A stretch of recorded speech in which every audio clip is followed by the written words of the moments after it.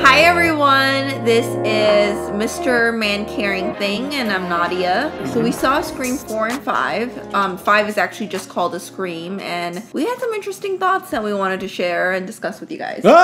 Scream. So we're going to do an entire retrospective of the series, but we're going to focus on Scream 5 because that came out this year. However, we're going to be focusing individually on each film to talk about what's good and bad, what we like about them, and then we're going to rank them. Probably also give recommendation if we overall recommend the series. Here's a question for you. What's the scariest Scream? The first one. I don't know. Well, I would say the first one only because I didn't know if it was like a comedy or anything when I first watched it. I didn't really research it. Right. So I was genuinely like not knowing if something scary was going to happen or something like more slapstick was going to happen. So that was the most scary for me. And then after that, it set a tone that this is a more comedy horror. The trilogy holds up and is pretty coherent. I personally think that the second one is the weakest of the three. And then the fourth one, it felt a bit rushed. It felt a bit unnecessary. But the fifth one, I liked a lot. But we're going to get into that.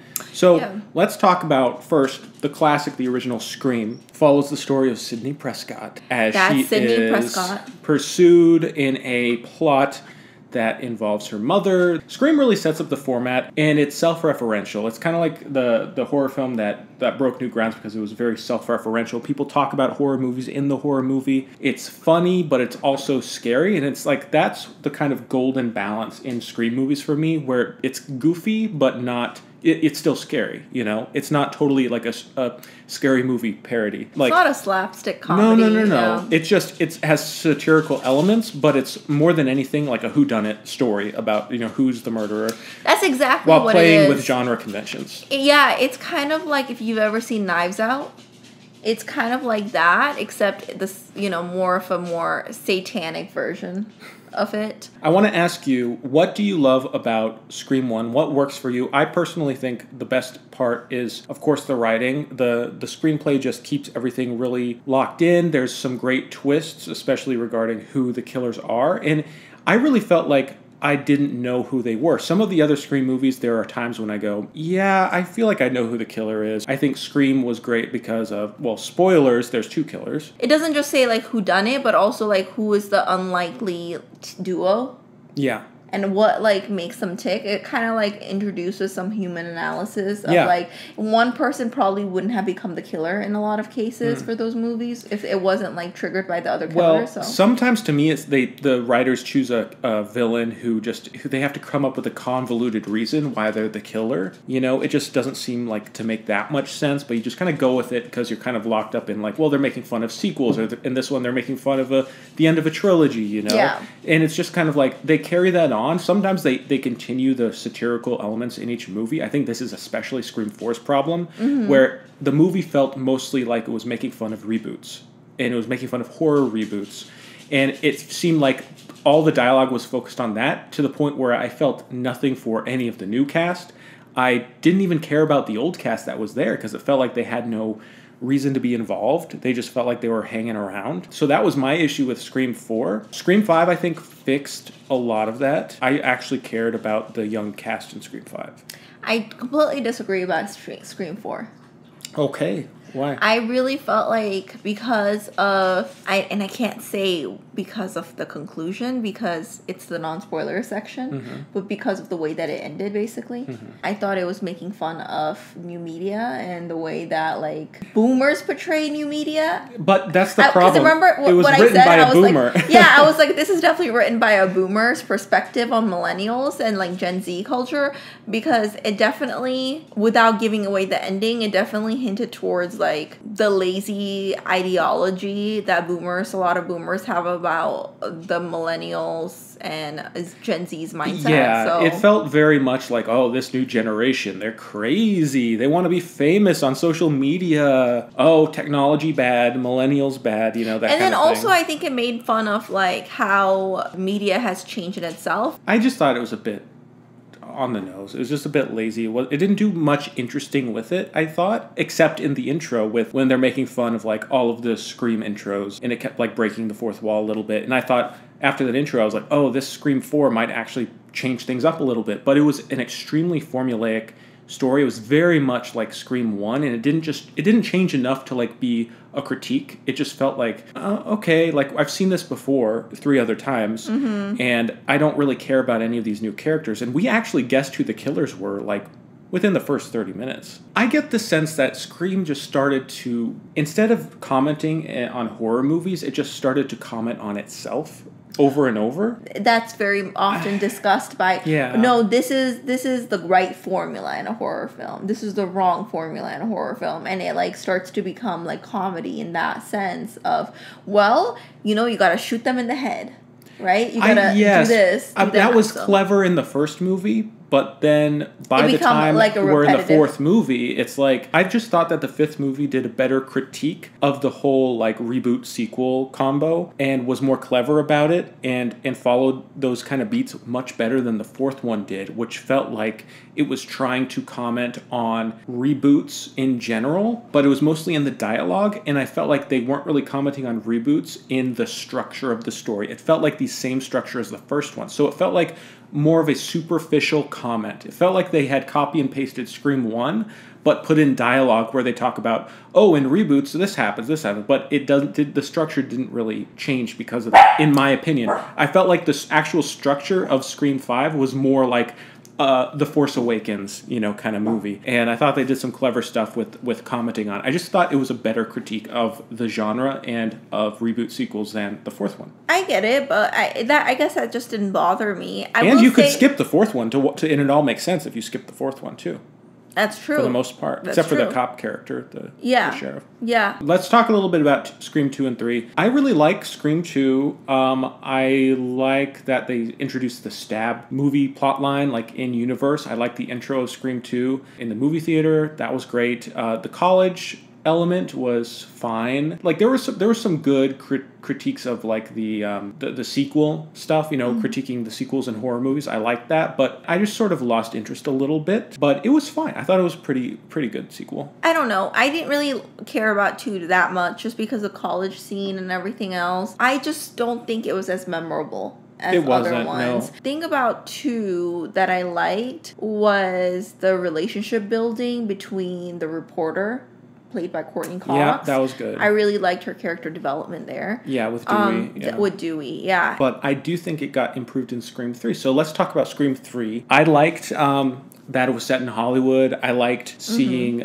being on the Scream 3 set. I liked the difficulty in Dewey and Monica's, I don't forget her name, Monica's relationship. Monica from Friends? Gail Weathers.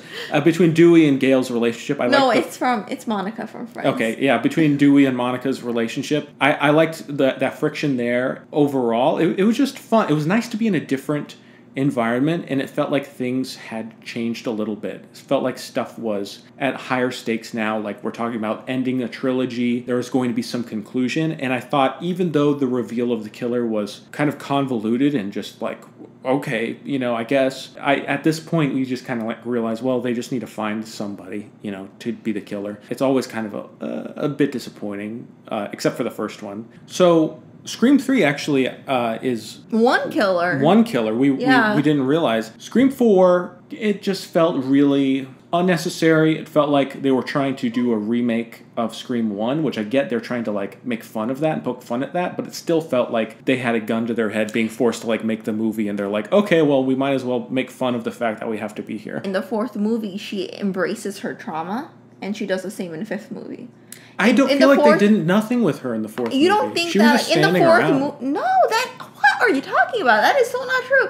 In the 4th movie, she did a lot of action filled scenes. She was, but she wasn't just standing around. She was actively seeking justice. She was so active. She actively pursued the killer. Yeah, that's fair, but I think they handled that a lot better in the 5th movie. I just felt like the 4th was very low stakes. Like it didn't change enough to make it really new or exciting for me. Should we just start talking spoilers for 5th movie? Yeah, you know what? I know you are always every time we make a video, you go, okay, time for spoilers? No. Time for spoilers? No. I recommend 9 out of 10 for all of them together. Oh, okay. What do you recommend? For the whole series? Yeah. 7. Wow. What about 5th movie?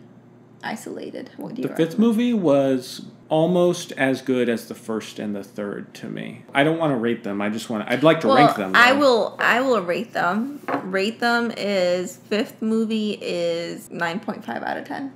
That's insane. Out of all movies? Yeah. That's a 9.5 out of 10 for any movie you've ever seen. Baby, it's not like a competition of ranking. I'm just rating it. It doesn't mean that other movies are 9.5 out of 10. No, I just think, like, if this is a 9.5 out of 10, what is The Lion King? The original? Or? The original. The original, okay, because the original, come on, really what's your rating for 10 out of 10. Exactly, so you're saying The Lion King is only a half rating higher than Scream, the remake? The 5? Scream 5? Yeah. Really? No, you thought about it. You were like, maybe that it should be lower. Okay, fine. Maybe I'm rating it too high. It should be 7.7 out of 10. Yes, thank you. You're horrible. Okay, and ranking them, I recommend Scream 5 the first. Is your favorite more than the first one? Yeah. What? Scream 5, Scream 1, Scream 4, Scream 3, and Scream 2. What about you? Scream the original. Okay. Best one. Second best, I would say Scream 3, then Scream 5, Scream 2, and Scream 4. Wow. We have really different opinions about this. This is a good transition again for the second time with spoiler section because I want to talk about why Scream... So you love Scream 5 even though spoilers, kill Dewey. Okay, let me redo because you said it's your favorite, but you hate that they killed Dewey the way they did. How could it be your favorite? Okay, so I like Scream 4... Okay, thanks for ruining it again. I like Scream 4 more. Okay, so again, I'm going to redo the rating because I literally tried to erase Dewey's ending out of my mind. So Scream 1, Scream 4, Scream 5, Scream 3, and Scream 2. That is my new Scream rating. 4 is your second favorite? Yeah, I thought it was really good. What did you like about Scream 4? So Scream 5, it would have ranked really high. It would be number 1 for me if they didn't kill Dewey the way they did. I don't have a problem with the death of the character.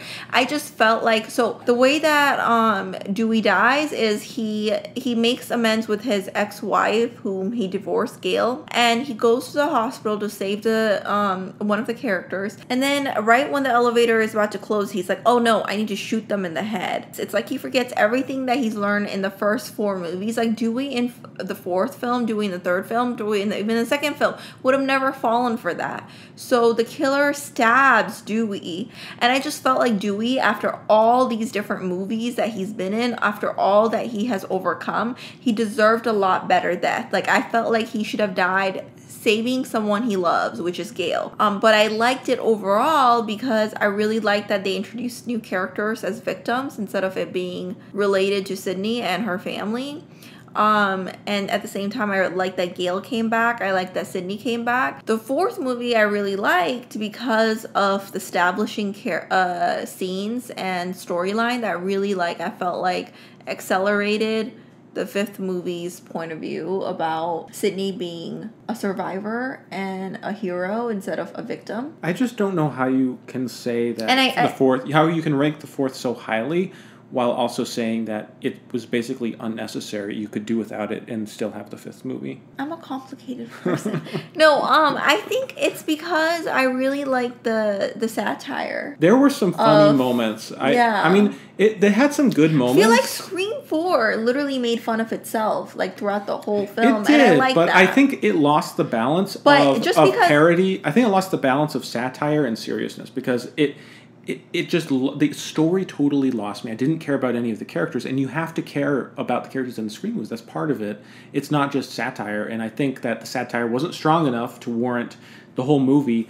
I did love the part where the killer, the girl, Emma Roberts, just runs into the glass Yeah, and that's what I thought. That's what stabs herself and all that. I thought that was good. So even though I think that Scream 4 was unnecessary, and because I feel like it doesn't the franchise could have done without it, I also think that individually it's a good movie because of those scenes of where the killer is just crazy and psychotic. Even though it was unnecessary for the whole franchise, I like the movie. It had enough good moments for you to elevate it, to bring it up. Yeah, and also because Scream 3 was cool. Scream 2 was just not very memorable for me. That it's just like, you know, also that it wasn't competing with like it was really easy to make that list up high. Okay, I Scream 2 and 3. So basically, this was a lot of debating about the quality of the films. I love Scream. I mean, regardless, I'm happy that we did this review and sat down and watched all the movies because I think that it's a good franchise. It really holds up for the most part. I will say there's no purely bad installment. None of them are horrible. They're pretty decent. Yeah. and a couple of them are even great. So. Yeah, I'm pretty sure there will be Scream 6, and I am interested to see what that will be. I think Scream 6 will follow more of the new characters that were introduced in Scream 5. I have nothing else to add. Thank you for watching, everyone. Thank you for watching, and put recommendations down below. I am making a list of all the recommendations that you are making so far, so thank you for that. And we should watch the Evil Dead movie. We should watch the Evil Dead movie. Yeah, we should. Also, we've seen them, but we should rewatch them. We should, yes. Thank you guys so much, and we'll see you next time. Bye.